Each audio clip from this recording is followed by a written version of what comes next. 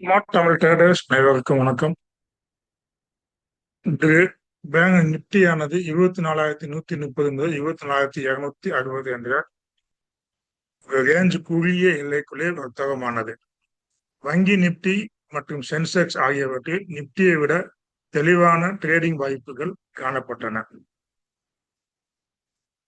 நாளைக்கான சந்தைக்கான முக்கிய key levels எடுத்துக்கிட்டீங்கன்னா, நிப்டியானது டவுன் சைடு 24,150 நிலைக்கு கீழே சென்றுச்சுன்னா 24,100 மற்றும் 24,050 வரை குறைய வாய்ப்புள்ளது. சைடு 24,220 தாண்டிச்சு அப்படின்னா 24,260 24,320 வரை உயர வாய்ப்பு உள்ளது. பொசிஷன்லாம் எடுத்துக்கிட்டீங்கன்னா, தினசரி வரப்படுத்தல நிப்டி 50 ஆனது 20 EMA ஆதரவாக உள்ளது. சந்தை 24,000 என்ற நிலையை உடைக்காத வரை பெரிய வீழ்ச்சி இருக்காது என்று எதிர்பார்க்கப்படுகிறது.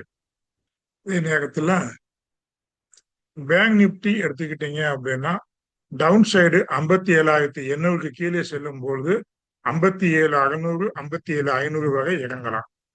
அப்சைடு எடுத்துக்கிட்டீங்கன்னா 58,000 நிலையை தாண்டி சென்றால் 58,200 58,350 58,500 வரை செல்வதற்கு சாத்தியமான கூறுகள் தென்படுகின்றன.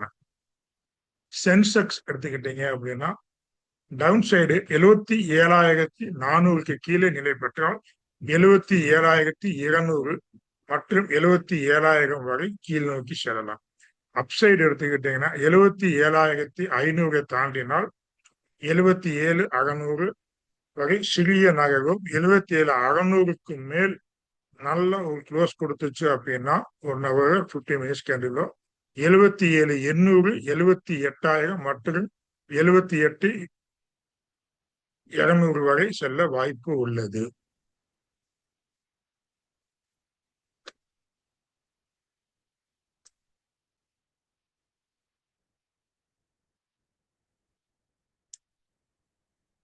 ஜெப்ரிஸ் நிறுவனம் ரிலையன்ஸ் இண்டஸ்ட்ரிக்கு தற்போதைய பங்கு விலையில இருந்து சுமார் 1,400 1,450 வர்த்தகமாகிறது.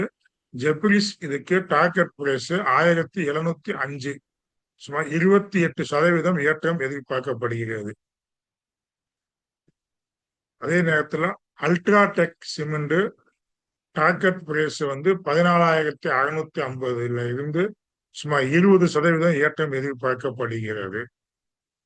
பூனாவாலா பின்கார்ப் எடுத்துக்கிட்டீங்கன்னா, கரண்ட் பிரைஸ்ல இருந்து 460 470 வர்த்தகமாகிட்டு இருக்கு. ஜெப்ரிஸ் உடைய புதிய இலக்கானது 560 சொல்லியிருக்காங்க. சுமார் 19% ஏற்றம் காணப்படுகிறது.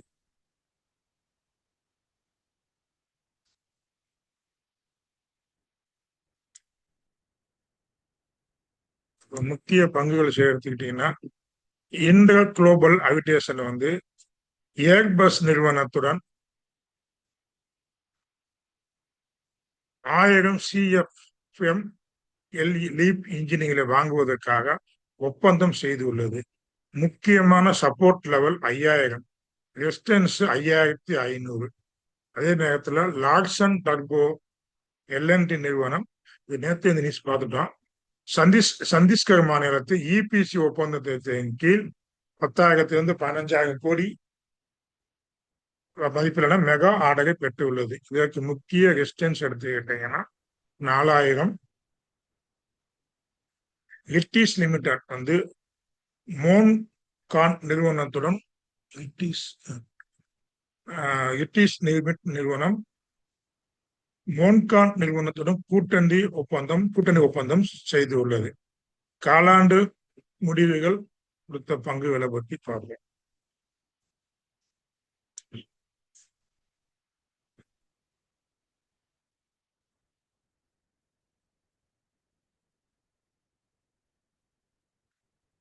அடானி எனர்ஜி சொல்யூஷனுக்கு 9,717 கோடி, முந்தைய ஆண்டு 6,819 கோடி, இப்போது 1,737 கோடி, முந்தைய ஆண்டை விட 539 கோடி லாபம். 100% அதிகரித்து டபுள் மடங்கு கொடுத்துருக்கு. பந்தன் பேங்க் எடுத்துக்கிட்டீங்கன்னா 631 கோடி சுமாரான வளர்ச்சி கொடுத்துருக்கு. 502 கோடி முந்தைய ஆண்டுல இருந்து 372 கோடி வாக கடன் கேஷ் என்பிஏ 3.1% குறைத்து உள்ளது. ஜேஎஸ்டபிள்யூ இன்ஃப்ராஸ்ட்ரக்சர் போட்டவன் முடிவுகள் எடுத்துக்கிட்டீங்கன்னா காலாண்டு வருவாய் 1045 கோடி, கடந்த ஆண்டை விட உயர்வு, ஆனால் முந்தைய காலாண்டை விட சற்று குறைவு. இன்ஃப்ராஸ்ட்ரக்சர் எல்லாமே கோர்ட்ல ஃபர்ஸ்ட் குவார்ட்டரையும் ஃபோர்த் குவார்ட்டரையும் இது பண்ணி பார்க்காதீங்க. நிகர லாபம் 358 கோடி, வரி உயர்வாலும் மார்க்கின் குறைவாலும் கடந்த ஆண்டின் 390 கோடியை விட குறைந்து உள்ளது. தற்போதைய பங்கு 330 340 இருக்கு. இதுக்கு சப்போர்ட் 315, ரெசிஸ்டன்ஸ் 350. இந்த தகவல்கள் அனைத்தும் நாளை பங்குச்சந்தைக்கு உங்களுக்கு ஏதாவது வகையில உபயோகமா இருந்துச்சுன்னா லைக் பண்ணுங்க, ஷேர் பண்ணுங்க. வாழ்க வளத்துடன்.